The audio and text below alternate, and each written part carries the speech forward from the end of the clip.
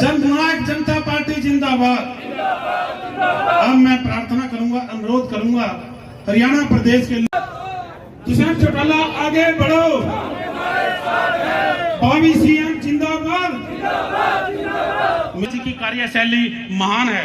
Parliament के अंदर जब भी दुष्यंत चौटाला जी बोलते थे 2 रुपए 5 रुपए 10 रुपए आता था, नहीं आता था। आज तो क्षतिपूर्ति पे कल शाम को रिव्यू लिया, लगभग डीसीज को छोड़ के सबकी 100% वेरिफिकेशन होगी। आप सबसे विनती करता हूँ, ये छोटी छोटी चीजें, मैं आगे चीका के प्रोग्राम है, ईश्वर सिंह जी ने प्रोग्राम तो चीका के लिए थे। तो पहले तो प्रोक्योरमेंट जो कि केंद्र सरकार ने लिखित तौर पर हमें 1 अक्टूबर से परमिशन भेजी है। कल पीयूष गोयल जी को हमने एक निवेदन डीओ लेटर के माध्यम से किया है, क्योंकि बाजरा मंडी में आने लग गया। हरियाणा सरकार को परमिशन दी जाए कि बाजरे की खरीद आगामी 20 तारीख से, और जीरी का भी इनफ्लो, क्योंकि अब लेट मॉनसून नहीं हो, फसल पकने लगी है, 25 तारीख से केंद्र सरकार हमें परमिशन पूरे तौर पर दे।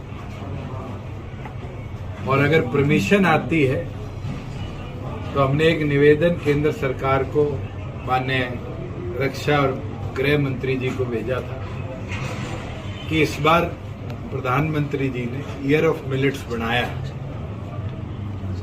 मोटे अनाज के इस वर्ष के अंदर हरियाणा को परमिशन दी जाए कि हम 8 लाख मीट्रिक टन, जो हरियाणा के उत्पाद की टोटल क्वांटिटी है, सेंट्रल गवर्नमेंट के लिए प्रोक्योर करने का कार्य करें, जिससे हमारी जो पैरामिलिट्री है, मिलिट्री है और इंस्टीट्यूशन गवर्नमेंट ऑफ इंडिया के हैं, वहाँ पर बाजरे को भी मोटे अनाज मिलेट के तौर पे हम प्रमोट करते हैं। कल हमारे पास पहला कम्युनिकेशन आया है, हम इंतजार कर रहे हैं फाइनल कम्युनिकेशन का, कि अप्रोक्सीमेटली 6.5 लाख केंद्र सरकार की डिमांड अराइज हुई है। और अगर 6.5 लाख मैट्रिक टन केंद्र सरकार हरियाणा को परमिट करती है तो इस बार बाजरे को भी पूरे तौर पर एमएसपी पे खरीदने का काम करेंगे। वहीं पैडी की तैयारी पूरी हो चुकी है, जहां 200 से ऊपर इस बार मंडियां, सब यार्ड और परचेज सेंटर्स हमने नियुक्त करे हैं। वहां एजेंसीज को भी पर्याप्त मात्रा में आदेश दे दिए गए हैं, और जल्द जो हमारी मिलिंग पॉलिसी है उसको भी हम पब्लिश करेंगे। जो लिंकेजेस हैं मिलर्स के मंडियों के साथ, टाइम बाउंड मैनर में उसको इस बार करने का काम करेंगे कि प्रोक्योरमेंट आते ही जो कंफ्यूजन रही है ऐतिहासिक तौर पर, वो कंफ्यूजन ना रहे। पोस्ट फ्लड सिचुएशन, यील्ड का जो हम मान रहे थे कि प्रदेश के अंदर कटौती होगी, एग्रीकल्चर विभाग के सर्वे के अनुसार यही मानना है कि लास्ट ईयर जहां पर 59 लाख मीट्रिक टन जीरी की खरीद थी, बाढ़ की स्थिति के बाद भी इस बार जीरी का जो आगमन होगा वो 60 लाख मीट्रिक टन के आसपास होगा। हरियाणा सरकार पूरी तरह तैयार है कि हम 1 महीने से पहले अक्टूबर के महीने में ही 7 लाख मीट्रिक टन हमारे किसानों के अनाज को पूरी तौर पर खरीद भी लेंगे। उसके लिए 10,000 करोड़ से ऊपर का सीसी लिमिट भी सरकार ने बनाकर कंसर्न्ड विभागों को पैसा भी अलॉट कर दिया है कि 24 घंटे से 48 घंटे के बीच में जीरी का जो पैसा है वो पैसा किसान के खाते में परचेज के तुरंत बाद हम भिजवाकर हमारे फार्मर्स को, जो हमारा वादा है, हमारी कमिटमेंट है, उस अनुसार पैसा पहुंचाने का काम करेंगे। मैं मानता हूं मॉडर्नाइजेशन के बाद पूरी तौर पर पहली बार है कि 80 लाख एकड़ से ऊपर एग्रीकल्चर कल्टीवेबल लैंड है पहले मेरी फसल मेरा ब्यौरा पर किसान रजिस्टर कराया करता था कि उसने खेती करी। इस बार पोर्टल बंद होने के बाद हमने अलग अलग विभागों के अधिकारियों की ड्यूटी लगाई कि एक एक एकड़ की इस बार मेरी फसल मेरी ब्यौरा पर वेरिफिकेशन। और मैं खुशी के साथ कह सकता हूं कि 99% से ज्यादा कल्टीवेबल लैंड को इस बार हम मेरी फसल मेरा ब्यौरा पर रजिस्टर करा चुके हैं। कई किसान ये सोचते हैं कि अभी पोर्टल दोबारा खोलना चाहिए कि वो रजिस्टर करवा पाए। मैं उनको भी बताना चाहता हूं कि अगर आपने रजिस्ट्रेशन नहीं कराई तो एग्रीकल्चर विभाग द्वारा आपकी जमीन की रजिस्ट्रेशन हो रखी है, और अगर उसके अंदर भी आपके कोई ऑब्जेक्शन है तो आगामी 1 तारीख से पहले डिस्ट्रिक्ट के एग्रीकल्चर विभाग के ऑफिस में जाकर उसको भी पूरी तौर पर दुरुस्त कराया जा सकता। पहली बार होगा जहां देश में मॉडर्न टेक्नोलॉजी के सहयोग से हरियाणा पहला राज्य बनेगा जिसके प्रत्येक एकड़ को रजिस्टर भी कराया गया है, और रजिस्ट्रेशन के साथ साथ किसान की फसल की प्राप्त खरीदारी की व्यवस्था भी हमने करी। और मैं मानता हूं किसानों के लिए बहुत बड़ा ये कदम होगा। जो पीछे फ्लड से नुकसान आया है, कल सारे डिप्टी कमिश्नर्स के साथ एफसीआर को आदेश दिए गए थे बैठक करें। पटवारी से, कानूगो से, तहसीलदार से, एसडीएम से 100% वेरिफिकेशन आ गई।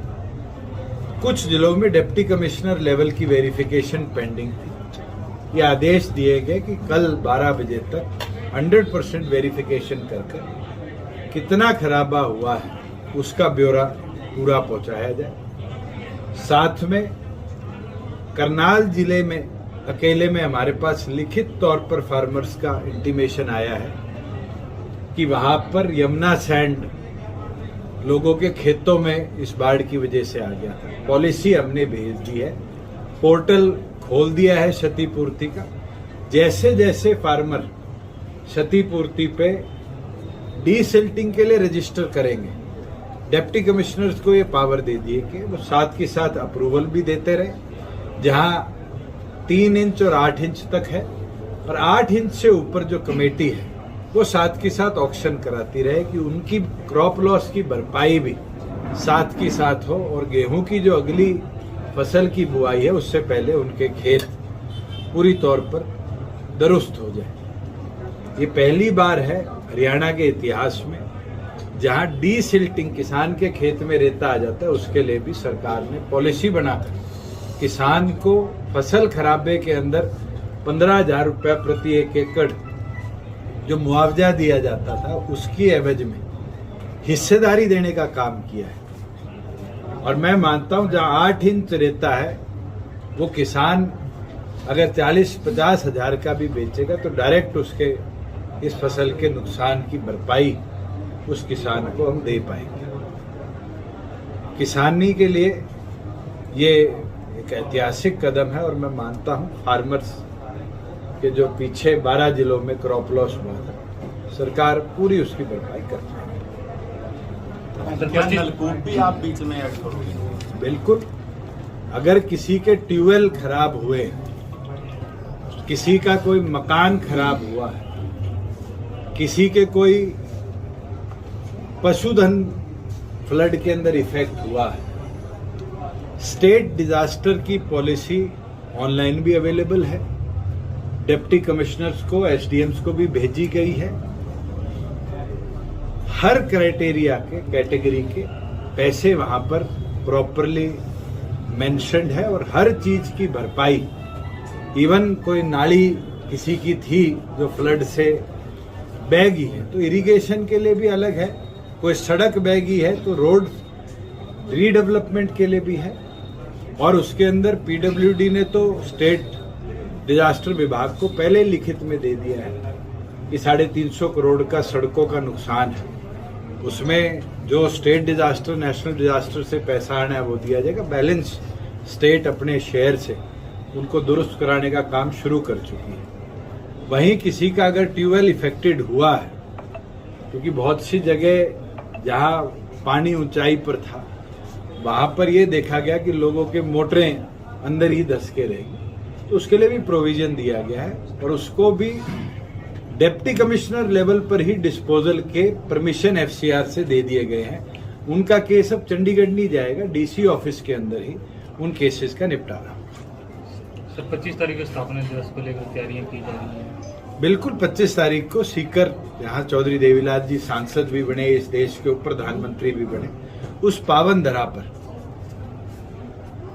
किसान विजय संकल्प सम्मान दिवस बनाने का जो निर्णय लिया गया, उसके लिए कार्यकर्ताओं को निवेदन भी किया गया। बढ़ चढ़कर भारी मात्रा में चौधरी स्वर्गीय चौधरी देवीलाल जी को नमन करने वहां पहुंचे। सर एक तरफ आप रैली मना रहे हैं, एक तरफ आपके चाचा जी भी पद यात्रा पूरी करके रैली मना रहे हैं, कहते हैं क्या? तो इसके अंदर भारतीय जनता पार्टी भी दीनदयाल उपाध्याय जी के जन्म दिवस पर रैली बनाएगी। ये तो वो महान आत्माएं हैं जिनको हम सब मिलकर जितना ज्यादा याद करेंगे उतना वो अमर रहेंगे, उतने उनके प्रिंसिपल्स असूलों को अगली पीढ़ी तक पहुंचा पाएंगे। मुझे लगता है कि ये सब की जिम्मेवारी, अब चौधरी ईश्वर सिंह जी बैठे हैं, ये पहली बार विधानसभा में 1977 में चौधरी देवीलाल जी के साथ गए और मेरा सौभाग्य 4 पीढ़ी के बाद उसी विधानसभा में हम दोनों को दोबारा जाने का मौका मिला। और आज भी चौधरी देवीलाल जी के उठाए कदमों को जितना भी हम याद करें उतना सोशल रिफॉर्म्स हमें देखने को मिलते हैं। चाहे वो बुढ़ापा सम्मान पेंशन की बात हो, विकलांग पेंशन की बात हो, विधवा पेंशन की बात हो, चाहे वो जच्चा बच्चा योजना जो आज मैटरनिटी लीव के तौर पे हम याद करते हैं, चाहे वो काम के बदले अनाज जिसको आज मनरेगा के तौर पे हम देखते हैं। ये योजनाएं उनने कब 77 के 87 के दशक में सोची थी, जो 23 में मॉडर्नाइज हुई। और इसका लाभ मुझे लगता है हर नागरिक को सामान्य मिलता है। इसमें कोई जात धर्म ऊंचाई नीचाई नहीं देखी जाती। जिसकी आर्थिक हालात कमजोर है सबको उसका लाभ लेना है। कृष्ण जी, हमारा पटियाला यमुनानगर जो रोड है वो मतलब बुरा हाल है। तो इसका प्रपोजल पीछे भी NHAI को हमने भेज दिया था। DPR के लिए ये जो हमारा सेंट्रल गवर्नमेंट का central cabinet for infrastructure development है, उसमें ये प्रपोजल गया हुआ है। जब भी उसकी बैठक होगी, केंद्र सरकार इस पे जैसे ही निर्णय लेगी, हम काम शुरू करने को तैयार हैं। जो इसमें पेड़ कटेंगे उसके ऑल्टरनेटिव की जो लैंड चाहिए, PWD ने वो ऑलरेडी डिमार्केट करी हुई है। हम पूरे प्रदेश में 5000 एकड़ जमीन इस तरह के फॉरेस्ट के विवादों के लिए ऑलरेडी एक्वायर करने के लिए ई भूमि पे डाल रहे हैं। इन बिटवीन को ठीक तो कराया जा सकता है। पैच वर्क के लिए ऑलरेडी पैसा सैंक्शन है। मॉनसून करके आपके जैसे पड़ोस में ब्रिज है, ये ब्रिज मॉनसून के बाद शुरू होना था, काम अलॉट हुआ है।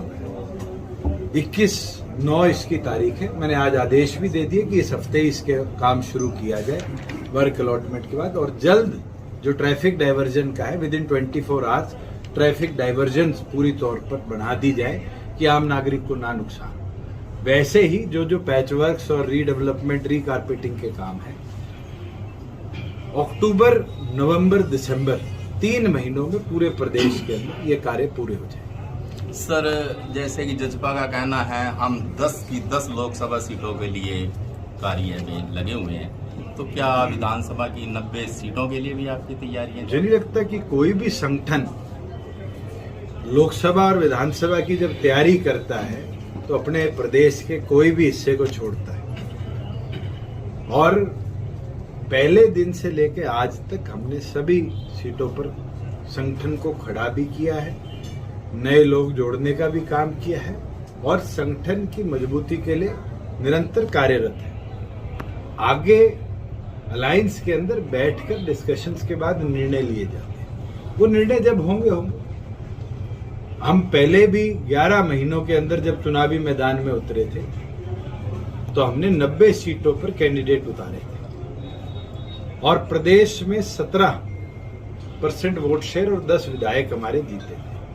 डॉक्टर अजय सिंह चौटाला जी ने परसों ही राष्ट्रीय कार्यकारिणी में यह आदेश दिए हैं कि नए सदस्यता अभियान को 1 अक्टूबर से चलाया जाएगा और 1 अक्टूबर से सदस्यता अभियान चलाकर ये टारगेट हमें लेकर बढ़ना है कि प्रदेश में 17% वोट शेयर को हम टारगेटेड 40% तक ले जाने का काम करे और एक एक कार्यकर्ता समर्पित तौर पर उस पर काम करे। लेकिन गत विधानसभा चुनावों में तो आपने भाजपा को जमुना पार भेजने की बात कही थी, उसके बाद सरकार में आप क्या हमने कांग्रेस को जमुना से इधर लाने की बात कही? नहीं, पर अपने वोट तो भाजपा के खिलाफ पॉलिटिकल डिसीजन संगठन का ये था कि प्रदेश में स्टेबिलिटी के लिए एक सरकार बनानी है और उसके अंदर जननायक जनता पार्टी एनडीए में शामिल हुई। शामिल होकर प्रदेश में हमने सरकार बनाई। जो लोग हमारे शुभ चिंतक थे वो तो 3 हफ्ते में पार्टी को अलायंस से दूर करने के प्रयासरत थे, मगर आज उस चीज को 4.25 साल स्टेबल स्थिर सरकार हरियाणा प्रदेश को मिली और किसान आंदोलन हो, कोरोना हो, अलग अलग परिस्थितियों में भी प्रदेश प्रगति के पथ पर चला, ना कि पीछे कदम उठे। एक अहम सवाल अलग से गुरुद्वारा प्रबंधक कमेटी बनती है, तो क्या जजपा इस चुनाव देखिए, जहां रिलीजियस कमेटीज की बात है, पॉलिटिकल पार्टीज का कोई रोल इन संस्थाओं में नहीं होगा, मगर पहली बार है कि हरियाणा प्रदेश के अंदर हरियाणा स्टेट सिख गुरुद्वारा प्रबंधक कमेटी के चुनाव है और मुझे लगता है अधिसूचना जारी हो चुकी।